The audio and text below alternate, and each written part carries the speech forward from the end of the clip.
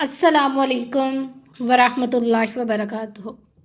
आज मैं आप सब से एक सवाल पूछना चाहती हूँ जो शायद हमें अंदर तक हिला दे। सबसे पहले ये बताएं कि आपकी ईद की तैयारी मुकम्मल है, कपड़े वगैरह सिल गए आपके, और ये भी बताएं कि जूते मैच हो गए, बच्चों की ड्रेस तैयार है, और ये भी बताएं कि घर की सजावट हो गई। लेकिन क्या आपने ये सोचा कि जिस रब ने हमें ये रमज़ान दिया है, क्या हम उसके सामने भी तैयार हैं?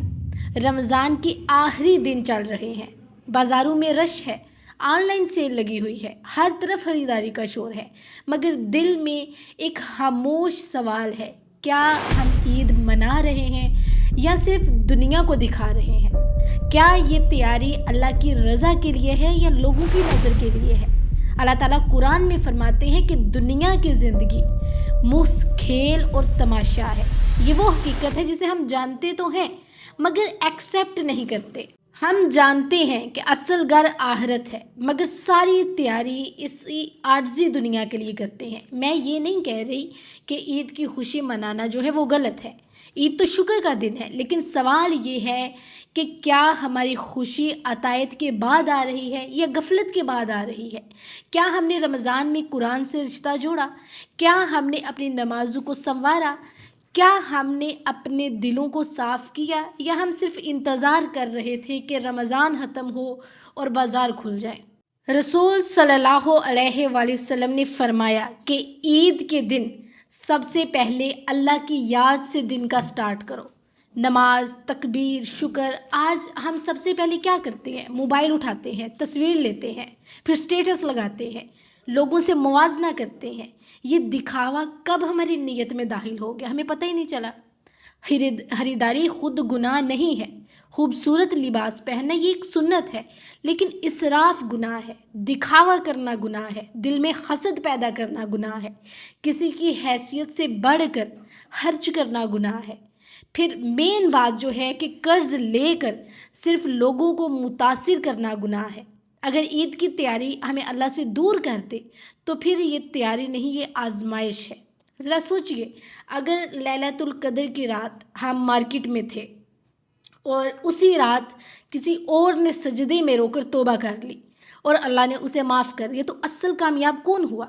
वो जिसने महंगा जोड़ा खरीदा या वो जिसने अपना नाम जन्नत की फहरिस्त में लिखवा लिया? आप खुद सोचिए इस बारे में। और हम अपने बच्चों को क्या सिखा रहे हैं? ब्रांड, मुकाबला या शुक्र? अगर बच्चा ये देखे कि ईद का मतलब सिर्फ नया लिबास और बड़ी दावत है, तो वो कभी ये नहीं समझेगा कि ईद दरअसल अतायत की खुशी का नाम है। अगर रमज़ान में माँ बाप कुरान ना पढ़ें, तहज्जुद ना पढ़ें, मगर ईद पर सबसे महंगी तैयारी करें, तो बच्चों के दिल में दीन की क्या कदर पैदा होगी? अल्लाह ताला कुरान में फरमाते हैं, खाओ पियो लेकिन इसराफ ना करो, दिखावा ना करो। आज हम इसराफ को फ़ख्र समझने लगते हैं। जितना बड़ा फंक्शन उतनी ज़्यादा वाह वाह, जितनी महंगी ड्रेस उतनी ज़्यादा तारीफ़, लेकिन कब्र में ना ब्रांड जाएगा, ना डेकोरेशन जाएगी, और ना ही सोशल मीडिया की, व्हाट्सएप की स्टोरीज़ जाएंगी। और उसके बाद ये भी सोचिए, अगर ये हमारा आखिरी रमज़ान हो, अगर अगले साल ईद के कपड़े हमारे लिए नहीं बल्कि हमारे बग़ैर तैयार हों, अगर इस साल हम बाज़ार में हैं और अगले साल हम कब्र में हों, तो कितने लोग पिछले रमज़ान हमारे साथ थे? सोचें, कितने ही लोग ऐसे हैं जो रमज़ान में हमारे साथ थे लेकिन आज वो हमारे साथ नहीं है। उनके कपड़े अलमारियों में रह गए, उनकी ख्वाहिशें अधूरी रह गई। असल सवाल ये नहीं कि आपने ईद के लिए क्या खरीदा, असल सवाल ये है कि आपने आखिरत के लिए क्या जमा किया। आपने अपने गुनाहों की माफ़ी मांगी? क्या आपने किसी से माफ़ी तलब की? क्या आपने अपने दिल से हसद निकाली? क्या आपने ज़कात सही अदा की? क्या आपने कुरान मुकम्मल किया या कम अज़ कम उसकी कोशिश की? इन सब के जवाब हैं आपके पास। याद रखें, अगर ईद की खुशी अल्लाह की रज़ा के साथ आए ना तो वो बरकत बन जाती है, और अगर ईद की खुशी गफलत के बाद आए तो वो आर्जी चमक होती है जो चंद दिन बाद ख़त्म हो जाती है। लेकिन अल्लाह की रज़ा की चमक قبر تک ساتھ جاتی ہے۔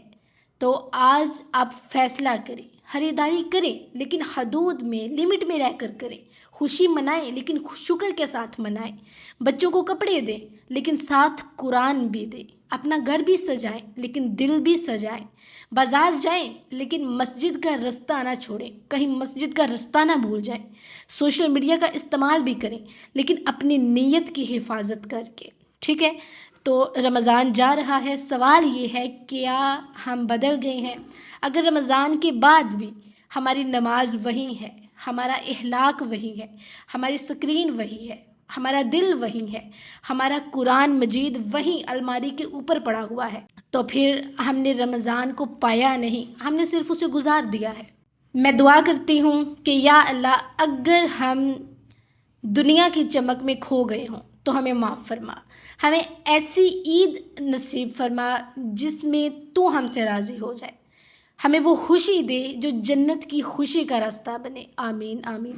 ہمارے دلوں کو دکھاوے سے پاک کر دے اور ہماری نیتوں کو خالص کر دے، آمین یا رب العالمین۔ اسی طرح ایک اور بات ہم اکثر کہتے ہیں کہ دل صاف ہونا چاہیے، لیکن دل صاف کیسے ہوگا جب آنکھیں دنیا سے بری ہوئی ہوں گی اور نیت لوگوں کے لیے ہوگی؟ دیکھیں، ہمیں عید پر خوبصورت نظر آنا ہے، یہ ریالٹی ہے، لیکن کیا ہم اللہ کو خوبصورت لگنا چاہتے ہیں؟ کپڑوں کی فکر میں ہمیں کئی ہفتے پہلے سے یہ فکر ہوتی ہے کہ کپڑے خریدنے ہیں، یہ لینا ہے، وہ لینا ہے، لیکن گناہوں کی فکر کب ہوتی ہے؟ یہ کوسچن اپنے آپ سے پوچھیں۔ ہم درزی کو بار بار فون کرتے ہیں، کپڑے وقت پر تیار ہو جائیں، ابھی ہمارا یہ نہیں ہوا، ابھی وہ نہیں ہوا۔ کیا ہم نے کبھی اپنے دل کو فون کیا کہ اے دل تو بھی تیار ہو جا، شاید یہ آخری موقع ہو؟ رمضان ہمیں سکھانے آیا تھا کہ اصل کامیابی ضبط میں ہے، وہ ہے کہ اصل عزت سادگی میں ہے، اصل خوبصورتی تقویٰ میں ہے۔ اگر عید کے دن تم نئے کپڑوں میں ہو لیکن تمہارا بھائی تم سے ناراض ہو، اگر تم نے ہزاروں خرچ کیے لیکن کسی غریب کا خیال نہ رکھا، اگر تم نے اپنے گھر کو سجایا مگر رشتے ٹوٹے بکھرے رہے، تو یہ خوشی ادھوری ہے۔ عید اس کا جشن ہے جس نے رمضان میں اپنے نفس کو شکست دی ہو۔ اگر نفس ہی جیت گیا تو پھر جشن کس بات کا؟ اور یاد رکھیں، جو خوشی اللہ سے جوڑ دے وہ عبادت بن جاتی ہے، اور جو خوشی اللہ سے توڑ دے، اللہ تعالیٰ سے دور کر دے، وہ غفلت بن جاتی ہے۔ اب ہمیں کرنا کیا ہے؟ ہمیں اپنی نیت کا وزن چیک کرنا ہے۔